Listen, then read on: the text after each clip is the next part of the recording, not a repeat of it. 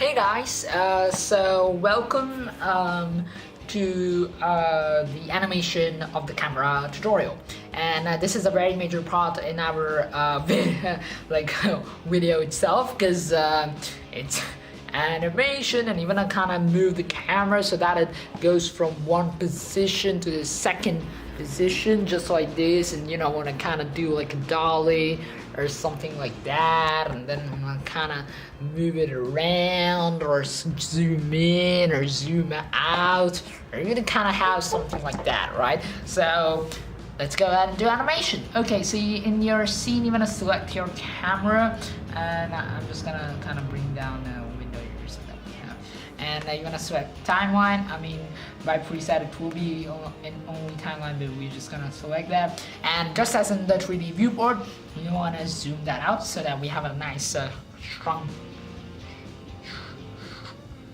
nice small image of our timeline here. Okay, so let's go ahead and click. So this is 0 frames per second, so that our starting of the animation or the video itself that we're gonna export it. The video that we're gonna export, this is the beginning because we have the animation. Okay, so I in the 3D viewport, so I right around in this window, not in this window, in this window, I location rotation scale. So it's gonna set a keyframe. If you don't know what like a keyframe is, it's kind of like a point where the camera is marked. So for the animation, it's kind of the mark point, but we are not marking, we are setting a keyframe. Okay, so that is a kind of, you can kind of imagine it like a point, or like a checkpoint. Yeah, like a checkpointer. Yeah, like a checkpoint when there is like a race or something like that, a checkpoint on the road or something like that. It's basically a checkpoint. So you want to I location rotation scale. Now why location rotation scale? Because it's gonna set the specific location, so we can have that flexibility. Rotation, we're gonna have to rotate it around, and scale. I don't think so we'll be using scale, but if you want to use scale it big, like the camera kind of like zooms out without actually like bringing it back, you can kind of like scale it up and have like a wider view. So location rotation scale, click that. And now if you see, we have a yellow line right out here, which means that we have set the keyframe. So go back, and now you want to go to kind of like 50 frames per second, and you want to move it. So GX, move it, and we kind of want to move it there. Oh yeah, actually I forgot to talk about this topic. You're gonna kind of have it here, and then you can go like on 50 frames per second, and for the camera, have the camera selected, go into here, add object, so the constraint tab, add object constraint, and track to. That's the one that we want, track to.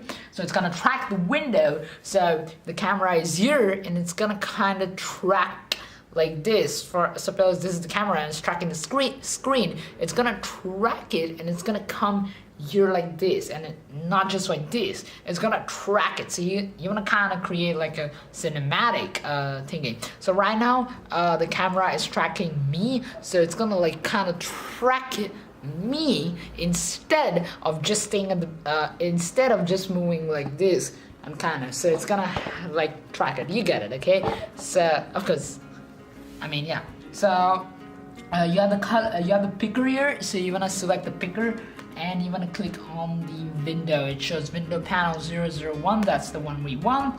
And you kind of see it's kind of rotated around. So you wanna kind of play around with the Z, X, negative X. And when it shows kind of like this, the red, it's not really going to be applied effectively, and it can't be it can be like applied, the modifier, sorry, the constraint.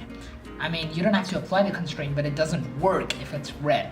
Okay, so you wanna select negative Z. I find this working, so negative Z, and change this to Y, and that's just gonna have a nice better view. And now if we move the camera on the X-axis, whoa!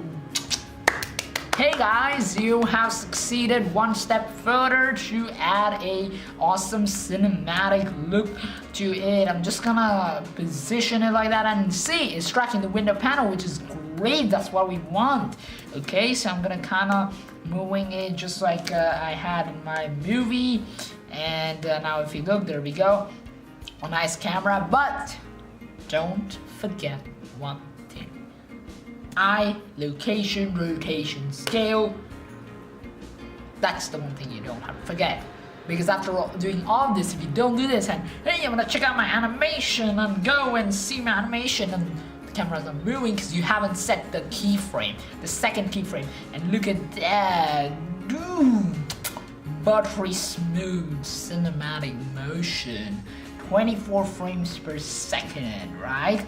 And now if we go to 0, Alt A, looks good, but there's a problem.